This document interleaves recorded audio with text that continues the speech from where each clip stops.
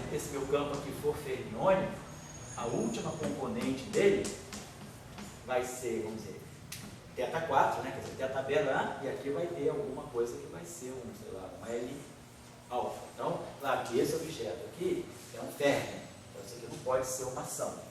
Né? Mas se a última componente de um supercampo for um escalar de Lorentz, ela é um ótimo candidato para uma lagrangiana. Basta ver se ela vai descrever o que a gente quer. Mas lembrando que eu estou falando de um supercampo que é o produto de vários supercampos, tá? O conceito é esse, tá bom? Já vou daqui a pouquinho dar um intervalo. Então vamos só lembrar, então, o que nós vamos fazer agora? Uma mudança, simplesmente uma mudança de notação. Então, uma mudança, eu vou fazer agora, que é então, colocar assim.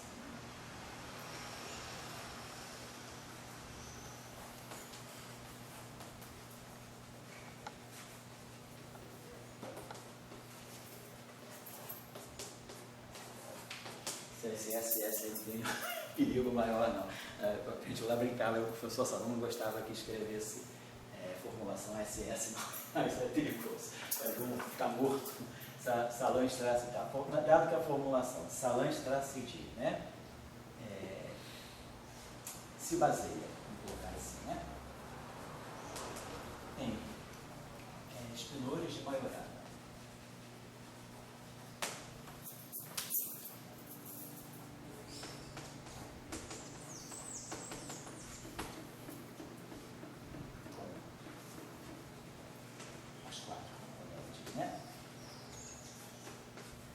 Espinores de Majorana com as 4 componentes sujeitas. Então, função de realidade.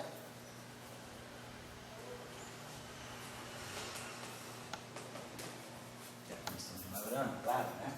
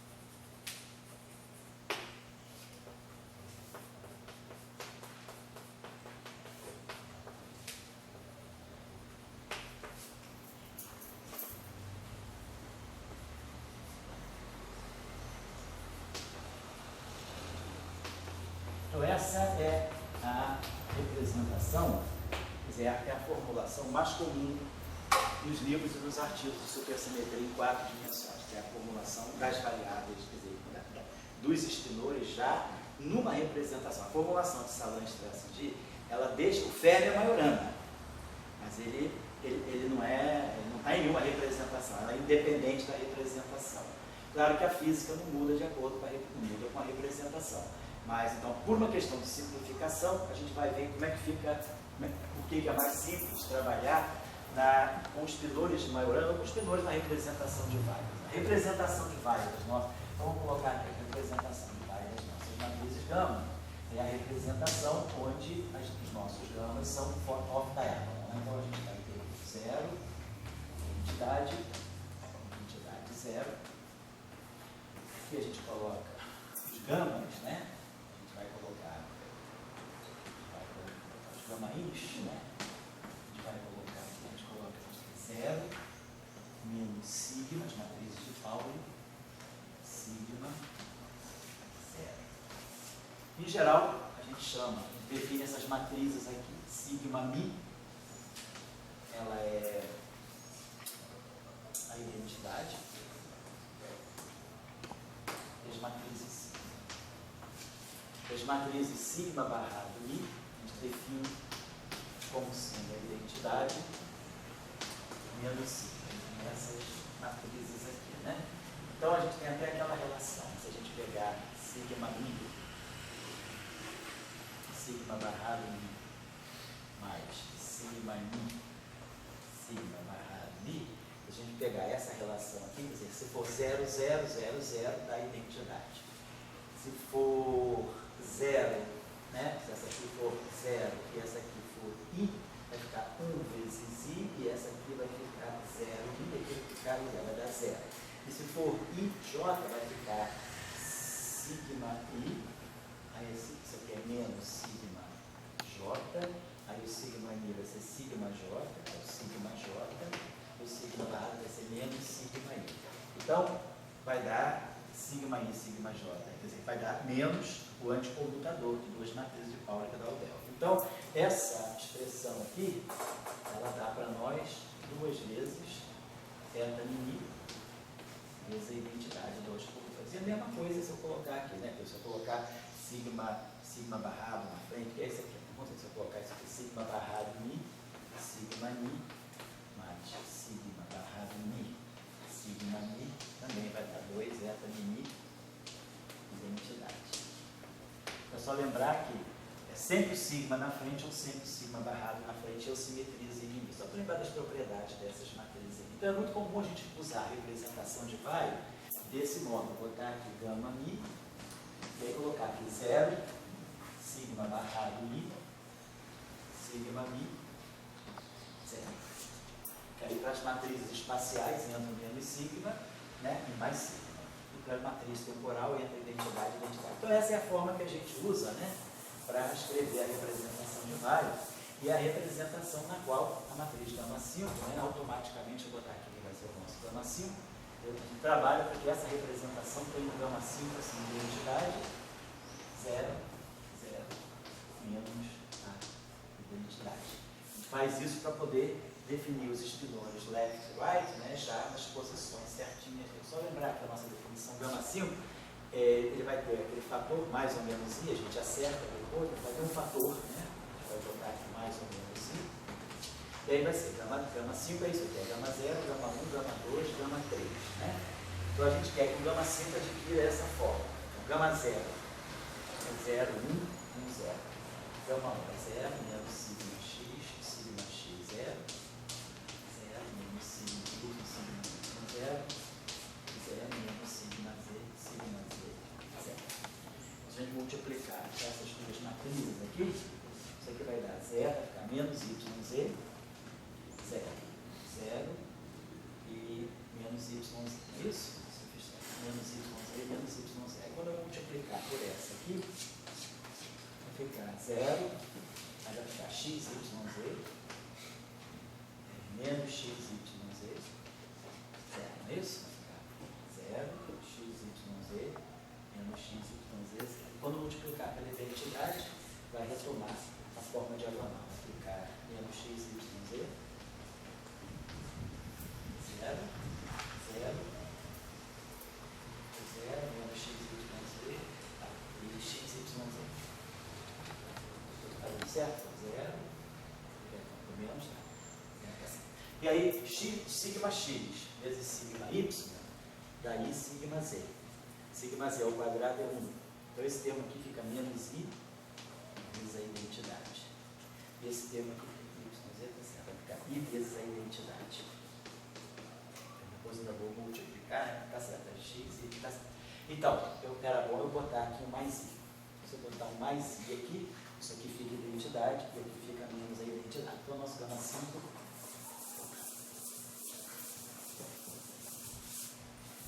Esse gama 5, a definição do gama 5 é geral, né? Ela é o produto das 4 matrizes gama. Mas eu só estou escrevendo agora na representação de Weyl. Então isso dá para nós o seguinte, né? Que a componente left de qualquer espinor, que é 1 mais gama 5 sobre 2, projetando o espinor, ela vai me dar, então, se esse espinor aqui tem as 4 componentes, aqui eu vou ficar psi1, psi2, 0, 0. E a componente y,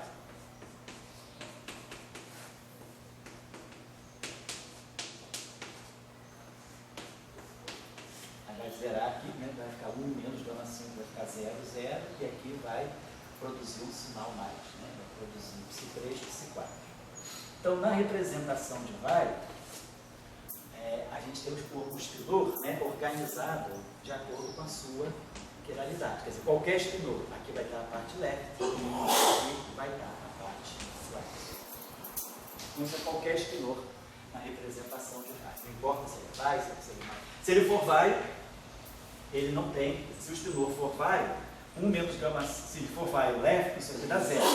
Então, claro, um espinor que tem as duas componentes de baixo e 0 é um espinor com quiralidade left. A representação de vai, ela já organiza direitinho, né?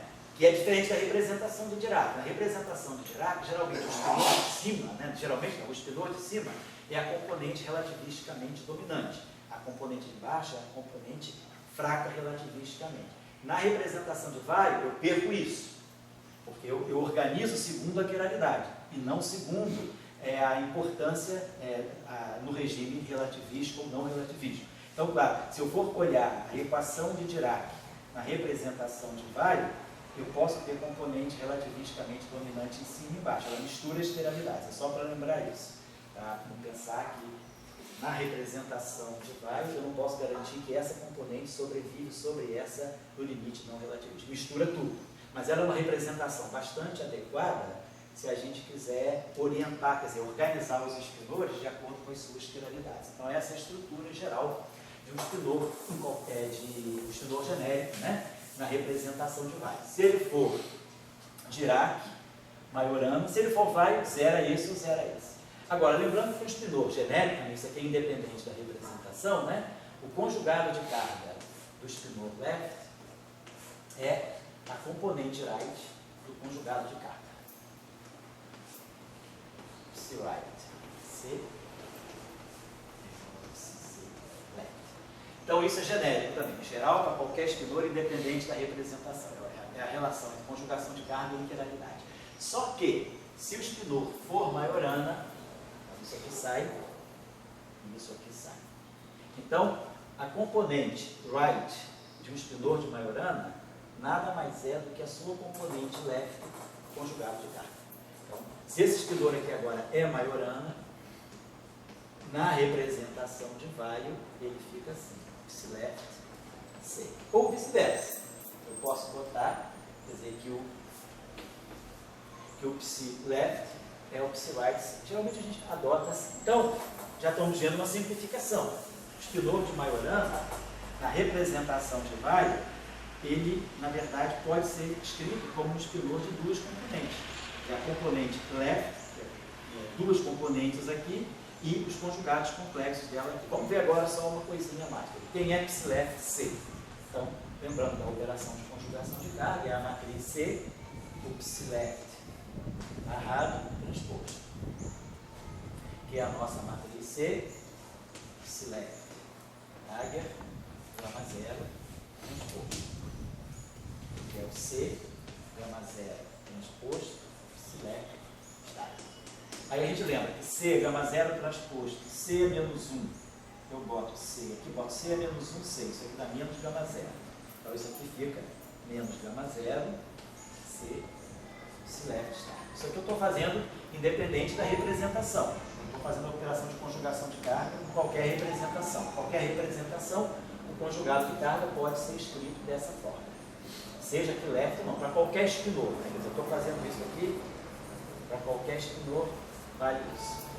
Em particular, se esse espinor aqui for left, eu vou botar um left, esse left. Então eu já sei que esse espinor de Majorana, na representação de Weyl,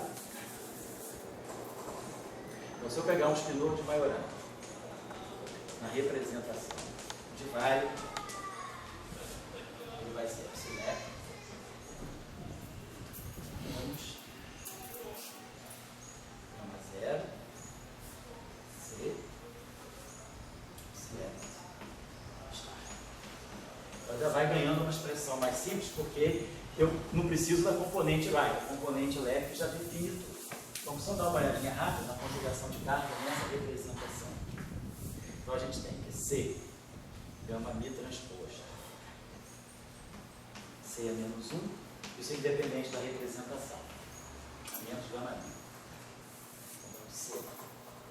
Então, agora, vamos para a representação de vale. A matriz gama 0 é simétrica. Então, eu vou ter que C gama 0 é menos gama 0 C. Então, a matriz C anticomuta com gama 0. Depois, a matriz gama 1, aqui vai ficar menos sigma x e aqui vai ficar sigma x. Então, a matriz gama 1 é antissimétrica. Então, ela vai ter um sinal menos aqui. Então, eu tenho que C gama 1 é gama 1C. Depois, gama 2. A matriz gama 2 é menos sigma y, sigma y. Então, quando eu transpuser, menos sigma y vem para cá. Mas menos sigma y é sigma y. A matriz gama 2, ela é simétrica. Por quê? Porque sigma y já é antissimétrica. Então, se ela é simétrica, aqui persiste um sinal mais, então ela fica anticomutante também. Então, menos gama 2. E a matriz gama 3, na representação de vale, é 0 menos sigma z 0. Portanto, é antissimétrica, o sinal menos daqui cancela por aqui e ela comuta. Então, de novo, a matriz que comuta, que anticomuta com gama 0 e com gama 2, deve ser uma matriz multiplicada, deve ser alguma coisa do tipo uma fase vezes gama 0 e gama 2. Quer dizer, essa matriz anticomuta com gama 0, anticomuta com gama 2, comuta com gama 1 e comuta com gama 3. Vamos escolher essa fase para ficar uma matriz. Então, quer dizer, gama 0 é 0, 1, 1, 0 e gama 2 é 0 menos sigma y, 0. Então, essa matriz aqui está dando para nós sigma y, 0, 0, menos sigma y. Né? Então, como essa matriz, então aqui é 0, menos i e 0. Então, a gente pode botar, vamos multiplicar ela por i, não tem nenhum problema, né? Então, ela vai ficar assim, 0, 1, menos 1, 0. 0, 1, menos 1, 0. Essa matriz aqui é aquela matriz que a gente chama, é o epsilon, no antissimétrico, né? A matriz antissimétrica 2 por 2, 0, 1. A única matriz, quer dizer, a matriz antissimétrica 2 por 2 mais geral possível. Quer dizer, qualquer matriz antissimétrica em duas dimensões é proporcional a essa. Então a gente coloca esse, vamos dizer, então, essa relação. Então eu vou botar aqui, então, deixa eu botar isso aqui. Então a gente vai ter o seguinte. Gama 0, é a matriz, quer dizer, vamos botar I, gama 0, menos gama 0. C nós pegamos então igual a I, gama 0, gama 2. Essa é a nossa matriz C. E aqui psileste está. Então, isso aqui vai ficar menos I, gama 0 ao quadrado é identidade. Né? Gama 0 ao quadrado é identidade. Então, isso aqui fica menos I, gama 2, select star.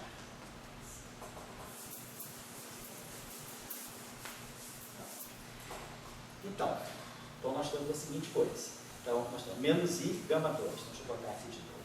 Gama 2 vai ficar 0, vai ficar i sigma y, que é menos sigma y. E aqui vai ficar sigma, vai ficar menos i sigma y, 0. E aí, isso aqui multiplicando a matriz select star. Lembrando que, se eu estou na representação de vale, o meu espinor select ele é psi1, select 0. Se ele é um espinor left, quer dizer, na representação de vale, um espinor com quiralidade left automaticamente tem a parte inferior igual a 0. Então, isso aqui dá para nós, essa operação aqui, dá para nós, né? Então, você vai ficar 0 menos i sigma y select. Então, eu vou fazer o seguinte, em vez de definir com i, vou definir com menos i. Então, a gente vai definir a nossa conjugação de carga, menos i, gama 0, gama 2, na representação de vale. Só porque aí fica aqui mais i, e aí aqui chega um i, e aí se isso aqui é i, isso aqui fica exatamente a matriz epsilon. Isso aqui, então, na verdade, o espinor de vale fica assim. Ele vai poder botar aqui epsilon select.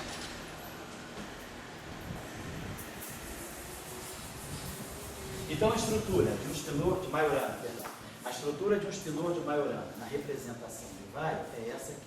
Vou colocar assim, psi1, psi2, essas duas componentes têm índices que vão de 1 a 2, e depois essas duas componentes aqui que estão dadas, aqui é 0, 1, Então aqui vai ficar um psi2 estar, e aqui vai ficar um menos psi1 estar. Então essa seria a estrutura só de Majorana. Só que só vale, então isso aqui é a componente leve de Majorana, e isso aqui é o epsilon psiléticos. Então, por exemplo, se a gente pega essa expressão com os pilores de Majorana, se pegar isso aqui, ó, teta barrado teta. Esse pilor é Majorana. Então, vamos escrever isso. Então, isso aqui é teta Dagger, gama zero, teta. Então, isso é Jeremiah. Vamos escrever essa expressão agora na representação de Weil para o espilor de Majorana. Quer dizer, esse aqui é espilor de Majorana. Isso aqui é geral, para qualquer espilor. Mas no caso da supersimetria que nós estamos trabalhando, esse objeto aqui são Majorana.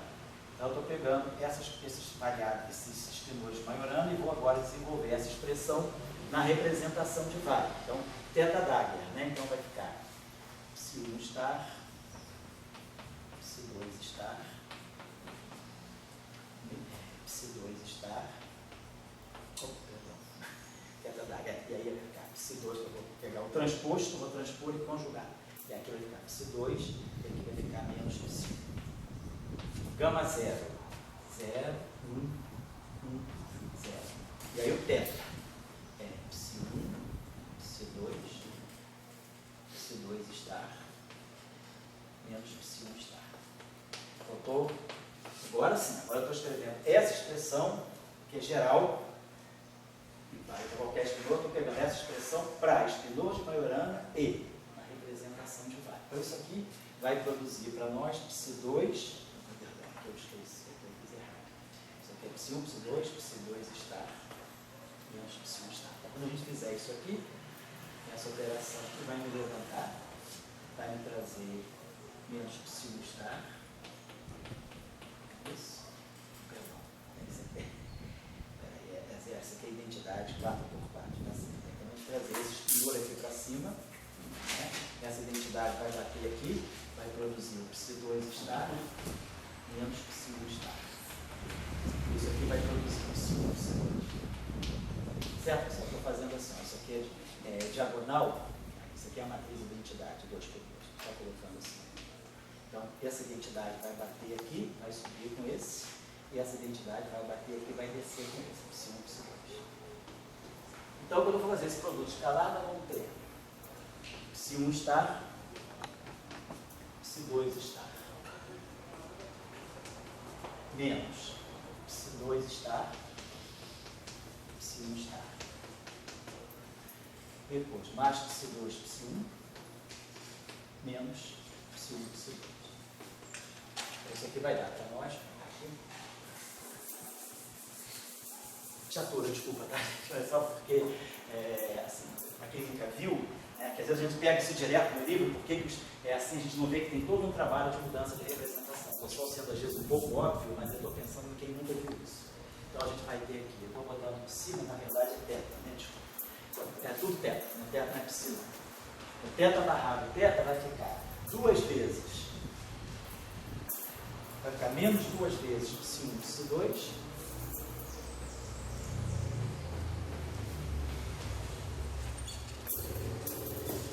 Mais 2 vezes psi1 estar, psi2 estar. Lembrando que, se eu tirar o conjugado complexo desse termo, vai dar psi2 estar. As variáveis são anticomutantes. Então, quando a gente tira o conjugado complexo, a gente muda a ordem.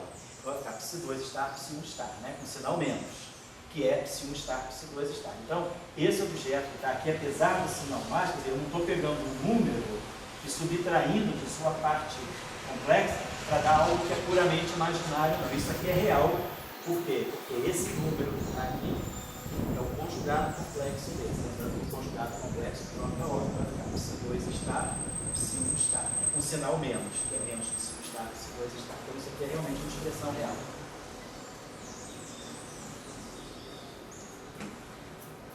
Tá? Então, só para um teste de consistência. Então o que a gente está observando, a gente está observando aqui o seguinte, que eu posso pegar essa grandeza aqui, ó, 1/2, já escrevi assim, 1/2 de teta barrado teta, posso até escrever assim, menos 1/2 de teta barrado teta, perdão, tudo isso aqui é teta, perdão, tá? Então é menos 1/2 de teta barrado teta, é teta 1, teta 2, menos θ1 estar, θ2 estar. Então a gente vê que essa expressão fica muito mais simples se eu trabalhar só com θ1, θ2, e eu vou estar reproduzindo esse pedaço aqui. Então, normalmente, o que a gente faz, como eu estou nesse espaço, e esse espaço aqui é o conjugado complexo desse, a gente faz o seguinte, a gente vai associar os espinores θ left às componentes θ1 e θ2. Então, vou dizer, θ1 e θ2 são as componentes do θ left. E, quando eu pegar o espinor θ left star, eu vou ter θ1 star lá, θ2 star. Mas aí já estou vendo, é um outro espaço. Então a gente geralmente faz assim, quando a gente, quer dizer, você toma, para eu poder saber, se eu vou, tem uma questão de índice aqui, eu tenho esse índice aqui que vai de 1 a 2, quer dizer, esse índice aqui vai de 1 a 2. Então eu vou usar essa representação aqui, θ alfa, vai me representar θ1 e θ2, vai estar associado ao espinor θ left. E na verdade, esse setor aqui, o θ alfa star, vai estar associado, na verdade, tudo isso que está aqui, que é left star, é o right. Inclusive, vocês lembram disso pela representação do grupo de Lorentz. Tudo que é left está aqui. Tudo que é right está aqui. Mas a gente sabe pela teoria do grupo de Lorentz que 0 meio é equivalente a meio 0 star. Então, de fato, está acontecendo. Tudo que é right é o left star.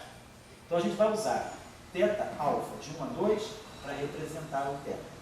Quando eu tiver o barrado, aí que tem a notação que às vezes confunde as pessoas, a gente faz o seguinte, quando eu tiver o θ alfa barrado, para indicar que eu estou no outro espaço, eu estou no espaço barrado, a gente usa essa notação, θ barrado, alfa dot. O que significa θ barrado, alfa dot? Esse alfa dot também vai de 1 até 2. Está simplesmente significando isso. A gente faz essa notação. Então, não é que tenha, na notação que a gente vai usar, que é a chamada notação de Van der Waals,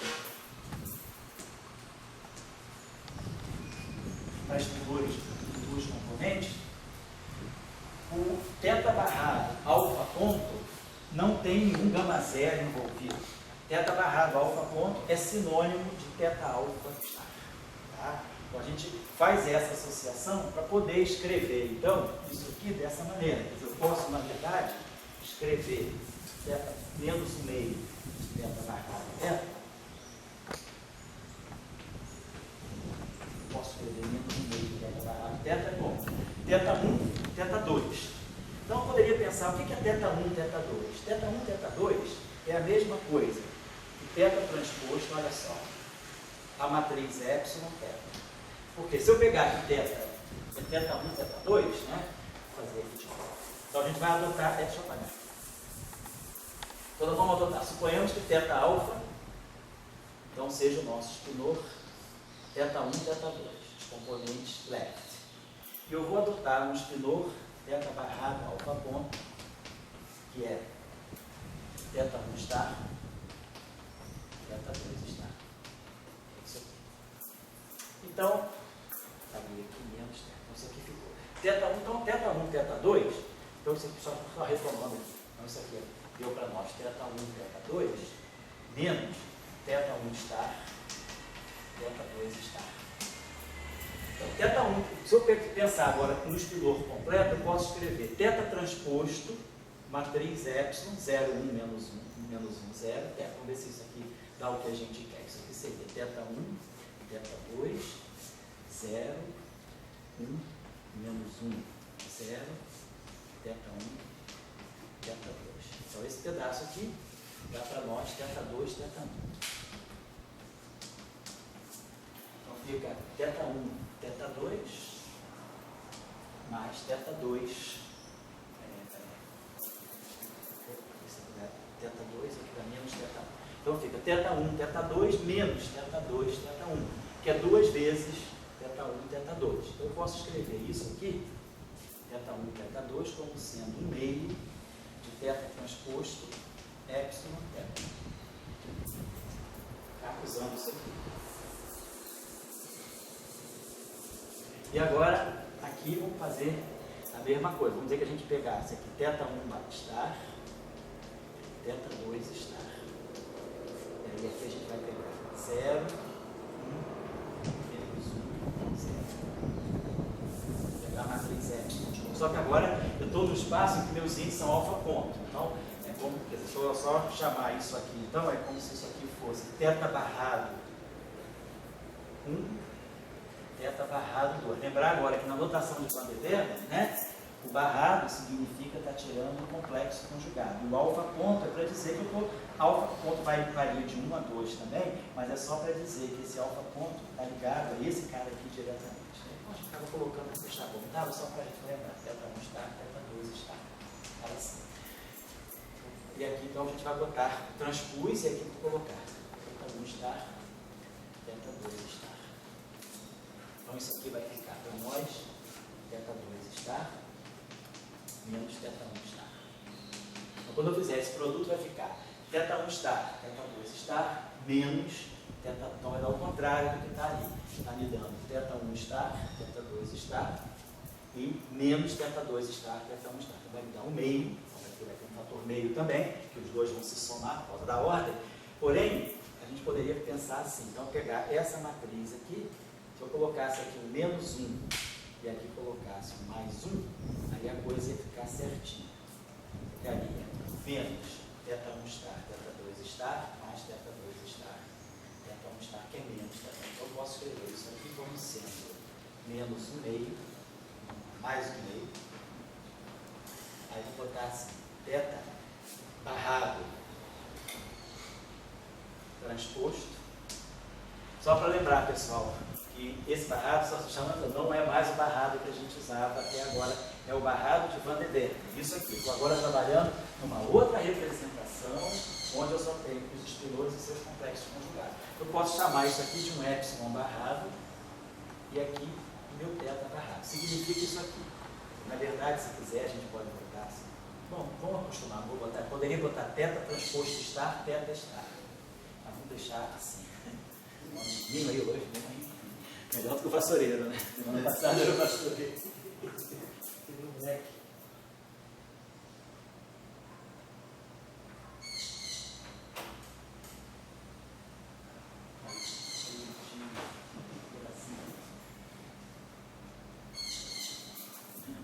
Até depois do participei do Irapuru lá em Marabá, lá em Jardim. Não conhece o Irapuru, não. Passarinho mais do Amazonas, então, né? Ela deve ter pássaros lindos, né? Na tua região deve ter cada pássaro. Vamos lá, então. Então, pessoal, a gente está fazendo o seguinte, a gente está vendo que aqui eu posso introduzir. Então, olha só, tudo se passa como, isso aqui é um produto escalar, eu estou formando, isso aqui é um invariante de Lorentz, isso aqui é um invariante de Lorentz, isso aqui é um invariante de Lorentz no setor left, isso aqui é um invariante de Lorentz no setor right. Então, a gente poderia pensar em escrever isso aqui da seguinte maneira. Normalmente se faz assim, essa grandeza aqui, θ transposto, epsilon, θ, né?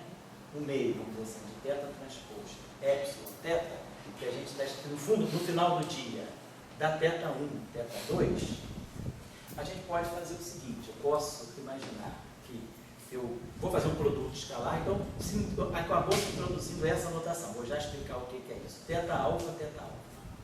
Então tudo isso está me indicando o seguinte, que nesse espaço estelorial, quem faz o produto é a métrica. Quer dizer, isso aqui faz o papel de uma métrica, só que antissimétrica. Esse epsilon aqui. Esse epsilon aqui é 0, 1 menos 1, 0. É o Lev-Dívida mesmo, bidimensional. Então, eu estou só sugerindo o seguinte, que ao invés de a gente escrever θ1, θ2, a gente pode adotar a seguinte notação, que é uma notação mais assim, fluida. Algo desse tipo. Θ alfa, θ alfa. O que é isso? Isso aqui é θ1, θ1. Mais θ2, θ2. Onde eu vou usar uma métrica que me diz o seguinte, o θ alfa em cima é, botar assim, o epsilon alfa, θ beta embaixo. Lembrando, vou fazer o contrário. Vou botar assim, o θ alfa embaixo é epsilon alfa, beta. O que significa isso? Significa que θ1 vai ser epsilon 1, 2, θ2, mais. Só isso. Não tem a outra chance, porque só posso variar antissimétrico, só pode ter o 2. Então, isso aqui é θ2. O θ1 embaixo é o θ2 em cima. E o θ2 embaixo é menos o θ1 em cima. Então, isso significa o seguinte, que esse objeto aqui, θ1, θ2, eu poderia escrever assim, ó, θα, θα. O que é isso aqui? Isso aqui é θ1, θ2, mais θ1, θ1, mais θ2, θ2. Se eu escrever isso dessa forma. Então, o meu θ1 em cima, vou colocar assim, seria o meu menos θ2, para poder dar isso aqui, porque isso aqui no final do dia tem que dar isso. Então, o meu θ1 em cima seria o meu menos θ2, e isso aqui é o θ1. E o meu θ2 em cima é o θ1. Então, eu estou dizendo o seguinte, que eu vou definir esse objeto assim. Θα, vamos dizer assim, é um epsilon, alfa, beta, θ beta. Então, isso aqui seria 0, 1, menos 1, 0, atuando em θ1, θ2. Então, o θ1 em cima é menos θ2. Vamos pegar essa matriz aqui, é inversa. O θ1 em cima é menos θ2. O θ2 em cima é o θ1 embaixo. Então, a gente vai introduzir exatamente como se fosse uma métrica. A gente tem a métrica epsilon, alfa, beta, que é 0, 1, menos 1, 0. Tem nesse espaço a métrica epsilon, alfa, beta, que é a inversa dela. 0, menos 1, 1, 0. Né? Seria 0, menos 1, essa seria a mesma coisa, né? Epsilon daria 1, dá certo. 1. Então, essa aqui é a inversa dessa. Então, a gente introduz isso aqui. Ao invés de trabalhar com θ1, θ2, a gente está dizendo o seguinte, eu posso escrever θ1 e θ2 como sendo o meio de θα, θα. Ou, se quiser, a gente usa a métrica que abaixo levanta isso, meio de epsilon, alfa, beta, θ beta, θ. Então, é isso que a gente encontra, em geral, na notação de supersimetria, os espinores com índice em cima, θα, e os espinores com índice embaixo, θα. Esse índice é abaixado e suspenso por uma métrica antissimétrica. E depois a gente tem os espinores, θ barrado, alfa ponto, e θ barrado, alfa ponto. Isso aqui nada mais é do que a réplica conjugado complexa disso, só que está representando o setor right. Então, eu tenho um espinor de Majorana que tem sua parte left definida aqui e sua parte right definida assim. Então, o ideal, que a gente está dizendo, é que a gente agora vai pegar tudo isso que a gente tem. Se a gente fizer a mesma coisa para o sigma bi, só para finalizar antes do intervalo, lembrar que a minha matriz, as nossas matrizes sigma, elas são off-diagonal. Então, se eu pegar essa combinação, vamos dizer algo desse tipo, Majorana, isso aqui é geral, θ barrado, gama mi, nós já vimos que θ barrado, gama mi, θ, para espinor de Majorana, anticomutante, é identicamente zero. Essa expressão aí é sempre zero para espinor de Majorana em qualquer representação. Se os espinores de Majorana, claro, forem anticomutantes. Mas a gente viu que, por exemplo, essa expressão aqui não é zero. Θ barrado, gama mi, gama 5, θ. Se isso aqui é um espinor de Majorana, nós tínhamos visto que essa expressão aqui, inclusive, é real. Então, se a gente for olhar essa expressão aqui, do ponto de vista da representação, então isso aqui é o que? Θ Dagger, gama 0, gama mi, gama 5, θ. Se a gente for olhar agora, vamos olhar essa expressão na representação de Weyl. E esse espinor é um espinor de Majorana. Então, a gente sabe que o espinor de Majorana na representação de Weyl, ele é θ1, θ2. Então, vai ficar. Então, o espinor de Majorana na representação de Weyl, θ1, θ2. θ2 está, menos θ1 está. Então, esse espinor de Majorana na representação de Weyl. Então, o conjugado limitiano dele vai ser θ1 estar, θ2 estar. θ2 menos θ1. A matriz gama 0 é 0, 1, 1, 0, quadridimensional. As matrizes gama mi, 0, sigma barrado mi, sigma mi, 0. E a matriz gama 5, 1, 0, 0, menos 1. atuando em teta. Que é esse cara aqui. Vezes isso aqui. Teta 1, teta 2, teta 2, start, teta 1, start. Isso aqui. Só para acabar agora, isso só está dando play. Depois vocês podem sentar e ver. É só para saber que quando vocês pegarem o maldito do apêndice do livro do Westphal, você tem que engolir aquilo muitas vezes sem saber por quê. Né? Você achar, é isso. Né? Mas tem todo esse trabalho por trás. É simplesmente fazer, é simples. É transcrever Spinores de Majorana na representação de Weyl. E aí você tem essa métrica. Foi essa sacação, que não foi a sacação do Van der Waerden, que você pode resumir tudo isso usando essa métrica epsilon alfa beta e a métrica epsilon alfa ponto beta ponto. Então você tem dois espaços que você consegue escrever todas as expressões fermiônicas dessa forma. Vamos só fazer esse cálculo aqui rapidinho. Então vai ficar teta 1 star, teta 2 star, teta 2 menos teta 1 star.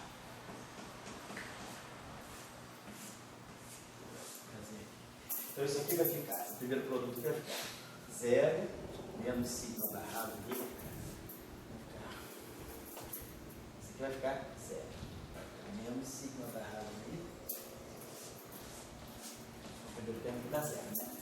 Dá 0, e aí menos sigma barrado aqui.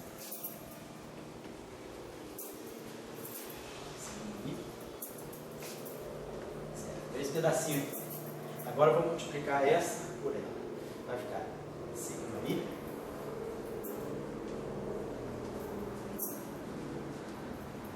Tanto que importância aqui. Pegando essa matriz aqui, multiplicando por essa. Vai ficar sigma mi, 0.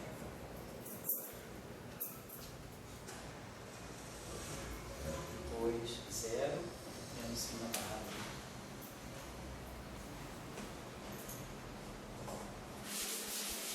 E aí, teta 1, teta 2,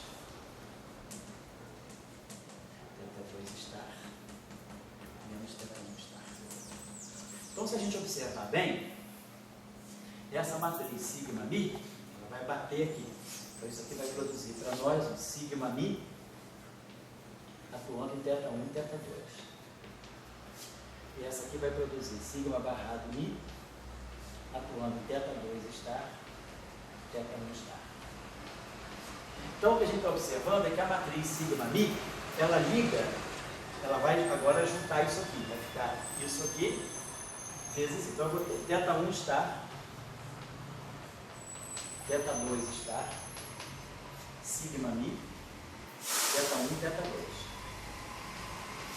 E depois vamos ter mais teta 2 menos teta 1. Sigma barrado mi,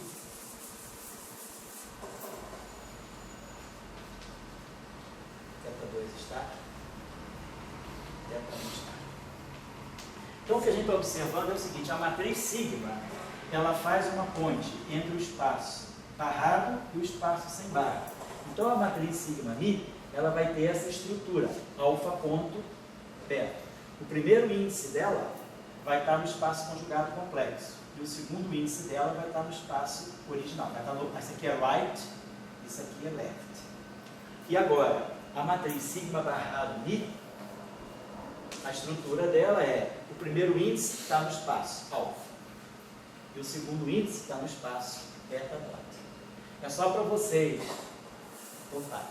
entenderem por que essa notação que se usa, ela geralmente mantém essa convenção. Sigma mi conecta, ele liga o espaço alfa ponto, não para o espaço beta. Então, o sigma mi ele vai estar sempre fazendo essa ponte, alguma coisa do tipo teta barrado alfa ponto, sigma mi, alfa ponto, beta, beta, beta. Então, essa estrutura aqui vai estar sempre ligada a esse bilinear. E a matriz sigma barrado, ela vai fazer... Então, a matriz sigma mi, ela faz a transição do espaço left para o espaço left star, que é o right. Então, ela conecta o left com o right. E aí, a matriz sigma barrado mi vai fazer o contrário. Ela vai ter essa estrutura assim, vai ser um teta alfa, sigma mi alfa beta ponto, e um teta barrado beta ponto. Então a matriz sigma mi, ela vai pegar um espinor no setor left star, que no fundo é o setor right, e vai levar para o setor right, certo? Então essa é a convenção que a gente adota. Então por isso que, em geral, quando você trabalha com supersimetria, a gente trabalha com esses índices, né? Espinores teta, espinores teta alfa, espinores teta barrado, alfa ponto. E as matrizes sigma fazem daí para frente a tudo que você faz. Você pode escrever tudo que a gente escreveu no Salan-Strassi, transcrever para essa forma. Claro que quem fez isso foi o estudante do doutorado do VESS. Depois que eles pegaram o superespaço do Salan, eles pegaram lá, acho que fazia o doutorado no alemão, tinha que ser um alemão também, que gosta dessas disciplinas, e transcreveu tudo e ficou mais simples. Então, se vocês observarem o trabalho, depois o próprio Salan-Strassi adotaram. O Salan não gostava, mas o Strassi gostava. O Strassi adotou. Então, depois todo mundo passa. Se vocês olharem os primeiros trabalhos de supersimetria do Salan-Strassi, era tudo feito com 4 componentes, como a gente fez aqui. É mais trabalhoso. Depois dessa sacação de... Na verdade, quem sabia disso era o professor Zumino. Zumino bateu a dica lá para ele. Sempre fez parceria com o VESS, bateu a dica lá no grupo do VESS. E o pessoal trabalhou. O livro do VESS já está todo transcrito assim. O livro do Grisaro, do Gates, Grisaro, Roth e Siegel também. Então, hoje em dia, todo mundo que trabalha com supersimetria em 4 dimensões já não trabalha mais com superespaço, com espinor de Majorana na representação, deixado uma representação genérica. Então, só vou apagar esse quadro e parar. Então, o que a gente vai ver daqui para frente é esse superespaço. Coordenadas xi, e aí vamos trabalhar com as coordenadas θ alfa e θ barrado alfa. Então, isso significa que nós estamos trabalhando com a parte left, então isso aqui é o θ left, do Majorana, e isso aqui é o θ right do Majorana, que na verdade é o que? É o θ left conjugado de cá. Por isso que aparece o conjugado complexo. Então, essa vai ser a notação que a gente vai adotar. E aí, a transformação do superespaço vai ser a mesma coisa. Θ' alfa vai ser θ alfa mais epsilon alfa. Θ barrado alfa ponto vai ser θ' vai ser θ barrado alfa ponto mais epsilon barrado alfa ponto. Então, meu espinor de Majorana, que é o gerador, que é o parâmetro, né, que gera as transformações de supersimetria, ele também é decomposto. O espinor de Majorana também é decomposto dessa forma. E o nosso x' mi, que lá na representação de verso de Salan-Strassi era xi mais i, epsilon barrado, gama mi, θ, e agora vai ser escrito nessa forma também. Ele vai ficar alguma coisa como CI, θ barrado, deu aqui, alfa ponto, sigma mi, i, epsilon barrado, sigma mi, θ, mais o conjugado complexo dele, mais i, mais o conjugado complexo desse, que é envolvendo a matriz sigma. Aqui eu esqueci de botar. Peraí, aqui é sigma mi, aqui é sigma barrado mi, já a gente esqueceu. E aí vai ficar. Então é essa estrutura aqui. Epsilon barrado, sigma mi. Então, quer dizer, a gente vai poder escrever, no fundo eu estou dizendo isso, escrever essa expressão usando agora, quer dizer, passar essa expressão aqui, onde epsilon e θ são Majorana, quer dizer, então o que a gente fez ainda agora? Epsilon Dagger, gama zero, gama mi, θ. Isso a gente fez, né? Então a gente vai pegar. Porque essa expressão aqui, ela não é zero para espinor de Majorana. Só se fosse o mesmo espinor de Majorana. Porque a gente sabe que essa expressão aqui do ponto, se a gente tirar o conjugado complexo dessa expressão, é θ barrado, gama mi barrado, gama mi, epsilon. Agora, se esses dois espinores são Majorana, vale essa relação. Menos epsilon barrado, gama mi, θ. Então, essa expressão aqui é puramente complexa, porque o conjugado hermitiano dela é menos zero. Então, eu coloco esse mi aqui. Mas o fato desses dois espinores serem diferentes não me anula essa expressão. Essa expressão só seria zero se os dois fossem 4. Para espinor de Majorana, uma expressão desse tipo é sempre zero. Porque no fundo isso aqui é a corrente. E a corrente, de um campo Majorana é descarregado, é neutro, então a corrente tem que ser zero. Então, para espinor, mas aqui os espinores são diferentes. Então essa expressão aqui sobrevive né, para epsilon e teta diferentes. E essa expressão aqui, então, na representação, quer dizer, independentemente da representação, ela é epsilon Dagger, gama zero, gama mi, teta. E aí agora, eu sei, na representação de Majorana, na representação de Weyl, eu sei como cada estudou desse tipo epsilon. Meu epsilon é epsilon 1, epsilon 2, epsilon 2 está, menos epsilon 1 está. Então isso aqui é o estudor de Majorana na representação de Weyl e o mesmo para teta. Teta 1, teta 2, teta 2 está, menos teta 1 está. E aí a gente substitui gama zero e gama mi. Bom, vou deixar vocês descansarem um pouco, desculpa aí. Tá, meio-dia 20, então vamos dar uma descansadinha até meio-dia 35 e a gente vai até o metrô. Tá? Eu acho que também